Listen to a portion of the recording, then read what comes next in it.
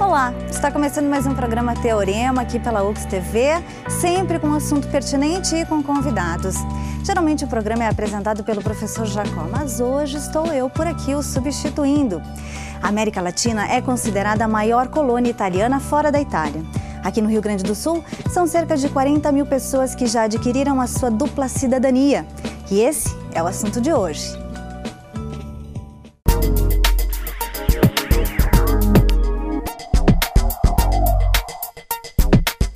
Dupla cidadania, dupla nacionalidade ou cidadania múltipla. Os termos se referem a pessoas que são titulares de duas ou mais nacionalidades ao mesmo tempo. Ou seja, possui a cidadania dita jus soli, que se refere ao país em que nasceu, e a cidadania jus sanguinis, a cidadania de sangue. Mas por que ter a dupla cidadania? Esta é a questão do teorema de hoje. Bom, para estar conversando sobre isso conosco, nós estamos recebendo hoje aqui o César, que é consultor da região do Vêneto, no Rio Grande do Sul. Seja bem-vindo. Bom giorno. Estamos recebendo também a Cassiana, que é Relações Internacionais, mestre em Estudos Estratégicos Internacionais. Bem-vinda. E também a Ana Paula, que é estudante de História aqui da Universidade de Caxias do Sul. Bom, eu acho que a gente pode começar essa nossa conversa perguntando justamente aquilo que estava ali no nosso clipe. Afinal de contas, para que serve ter uma dupla cidadania? Bom, primeiramente, o Brasil é um país que possui 30 milhões de descendentes de italianos. O Rio Grande do Sul, em especial, possui 3 milhões de oriundos. Recebeu 100 mil imigrantes no final do século passado. 1 milhão de vênetos colonizaram aqui a Serra Gaúcha. Nós temos registrado no consulado em Porto Alegre, Consulado Geral da Itália, somente 40 mil pessoas com cidadania italiana, em torno, mais aproximadamente 40 mil em fila de espera, né? O direito à cidadania da comunidade italiana supera 1,5 milhão de pessoas, observando um número alto. Um número altíssimo. O passaporte italiano é uma ferramenta fundamental, principalmente para os jovens. Digamos assim, não é somente a questão da memória. 90% das pessoas não fazem o passaporte somente para utilizá-lo na Europa, na Austrália, no Canadá, para fins de trabalho. Claro. 90% das pessoas não chegam a confeccionar o passaporte, utilizam somente por uma questão de resgate, digamos assim, da descendência, das origens, de estabelecer esse vínculo com as famílias que partiram no século passado. Isso é muito interessante, né? Essa questão do vínculo com essas famílias. A gente pode imaginar, né, que seja uma espécie de, não sei, resgate, de sentimento de pertença também nessa busca pela dupla cidadania? O que acontece, na verdade, é que nasceu no Brasil, eu como estudante de História, sou bolsista da FAPERGS de pesquisa, então estou tendo contato com questões de brasilidade, por exemplo. Particularmente nasceu no Brasil, é brasileiro. Sim. Agora, outros 500 é tu questionar o que é ser brasileiro. Alguns intelectuais, já do final do século XIX, no Brasil, que foi onde começou toda essa discussão do que é ser brasileiro, já começaram a pirar com tudo isso, porque é uma resposta difícil. Até hoje, nós, da história, da antropologia, da sociologia, ainda não conseguimos responder.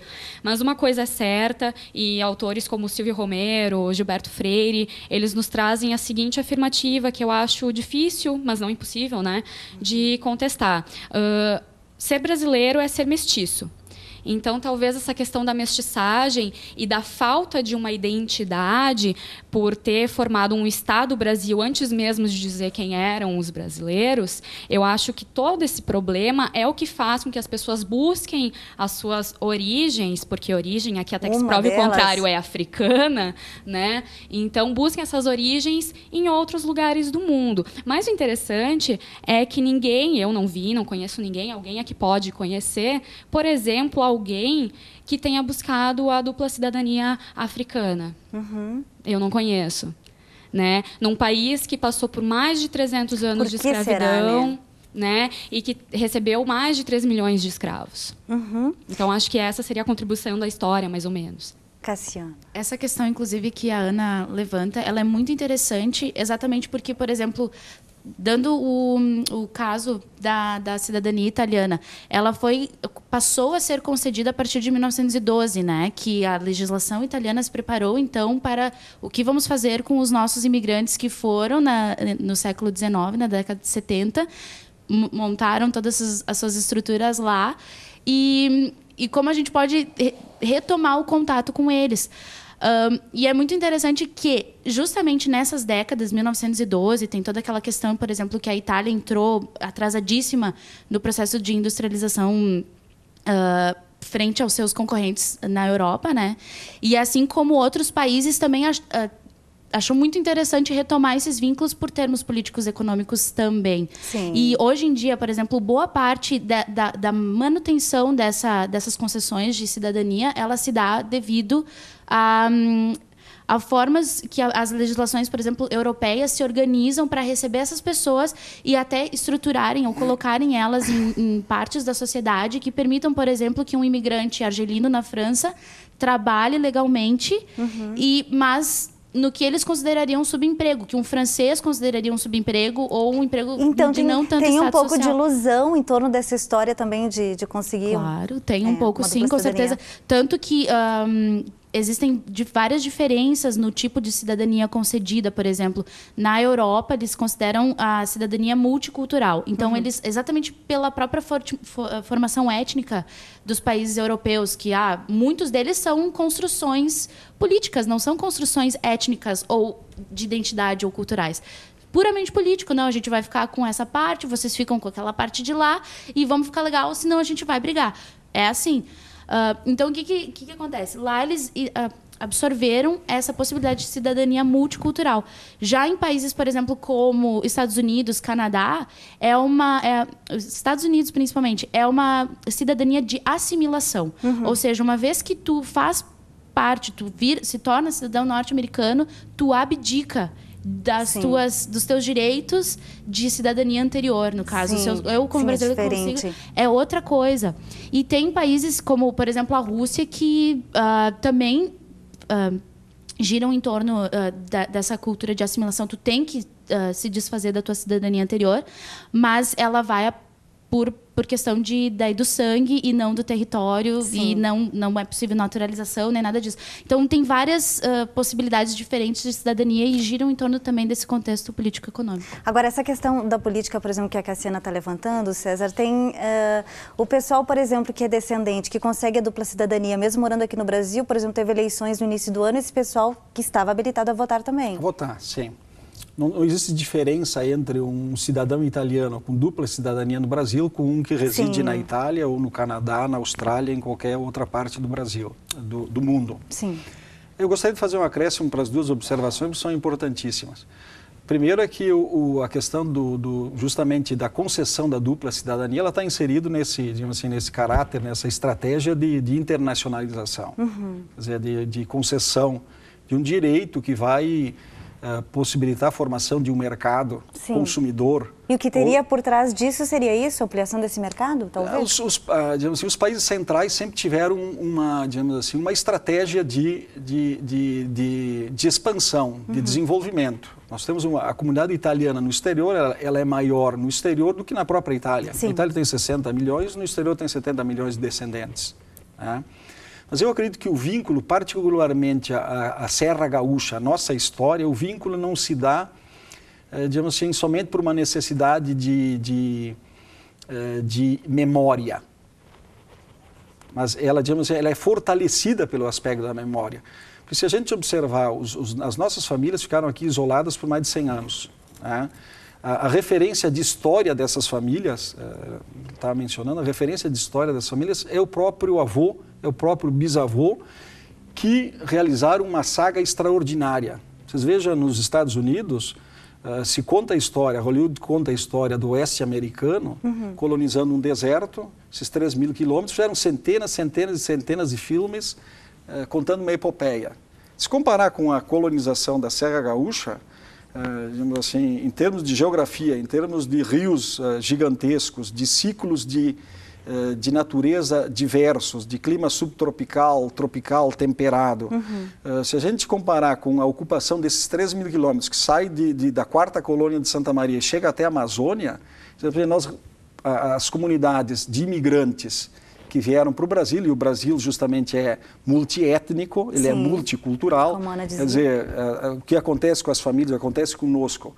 Quer dizer, a gente tem necessidade de ter uma identidade, como a Ana Paula mencionava. De buscar uma origem. De buscar uma origem. Então, essa questão da identidade, eu acho que é importante também salientar que a dupla cidadania, ela, digamos assim, me corrijam, né, se eu estiver errada, mas ela tem 2 viés, vamos chamar dessa forma. Existem pessoas que buscam a dupla cidadania por uma questão econômica, uma questão, eu quero ficar um tempo na Europa, eu quero ficar um tempo em tal lugar, quero viajar. Não muito por uma questão de identidade, né? E isso, que é o que nós estamos falando aqui, por exemplo, vai para uma muito pequena parcela da população do Brasil, por exemplo, porque para fazer isso, e essa é até a minha dúvida, então por isso que eu disse, me corrija se eu estiver errada, exige um orçamento, exige uma condição, uma pré-condição para conseguir. Ou seja, a identidade aqui no Brasil, a questão da identidade ou da dupla cidadania, ela paira dentro das questões de dizer, se portar como descendente, mas não necessariamente ter a dupla cidadania ou buscar a dupla cidadania. Eu tenho uma pergunta para te fazer, mas eu vou fazer depois do intervalo, porque a gente está estourando esse nosso primeiro bloco, a gente vai para o intervalo e na sequência a gente amplia a discussão.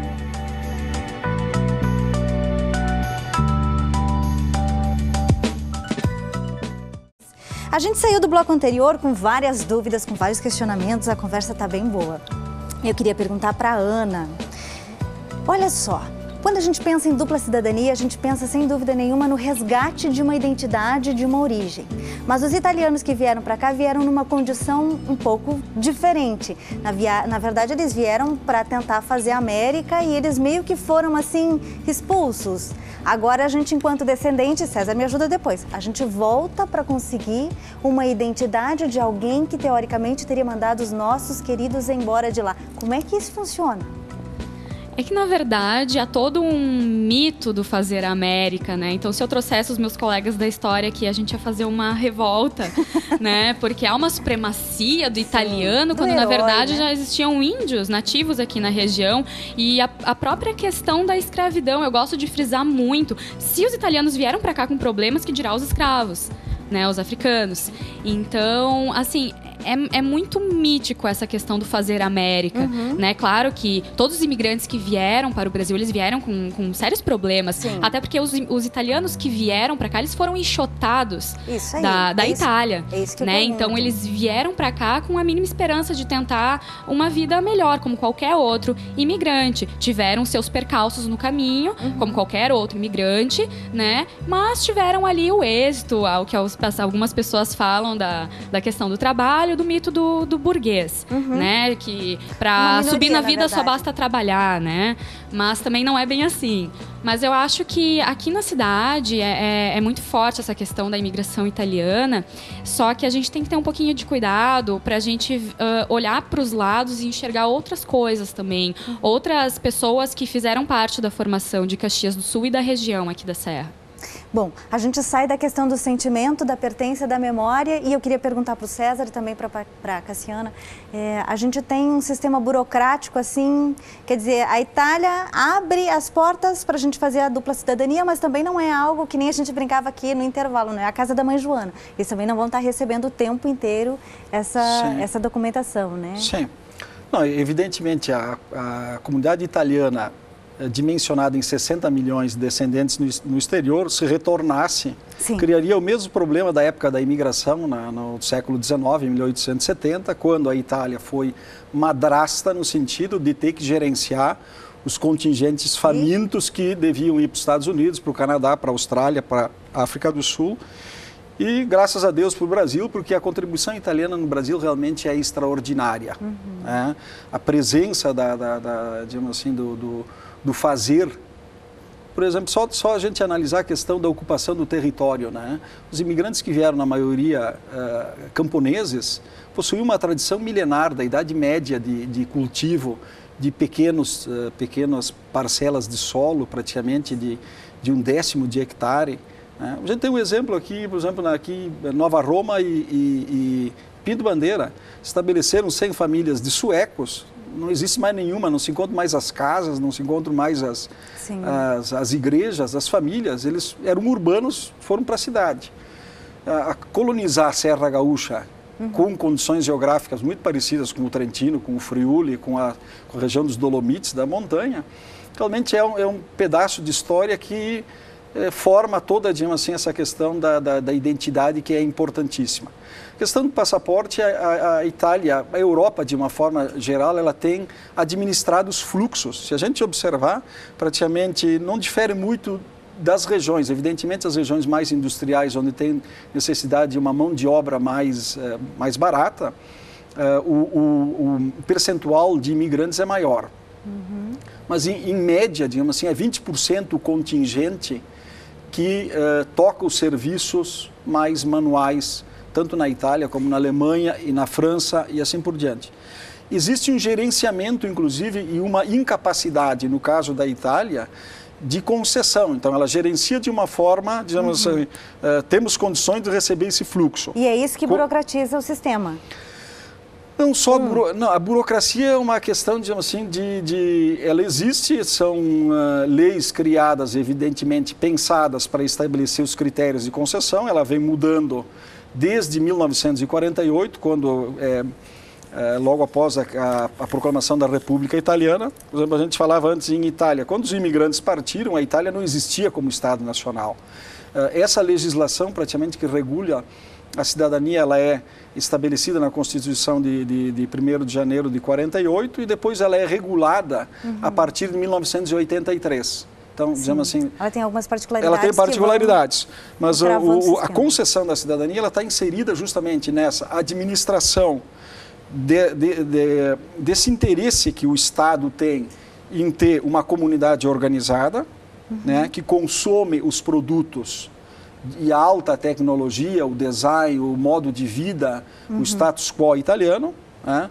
Mas existe também o interesse da comunidade brasileira, né? No caso, se a gente tirar, por exemplo, pegar os exemplos da cidade de Bento Gonçalves, Garibaldi, Carlos Barbosa, Farroupilha, dá para mencionar uma série de exemplos onde essa relação de empresarial, essa relação de intercâmbio tem trazido muitos benefícios. Vou dar um exemplo. Se a gente tirar da indústria do móvel aqui da região, incluindo Flores da Cunha, e os municípios, retirar a tecnologia, o maquinário, retirar o design, o modo de fazer italiano que tem feito com que os nossos empresários ganhem mercado nacional, a gente teria, digamos assim, um papel econômico muito menor, porque sabe que muito desse desenvolvimento em outros setores também vem dessa parceria que interessa a ambos. Com eles. Agora, Cassiana, mesmo tendo dupla cidadania, estrangeiro é sempre estrangeiro fora do Brasil.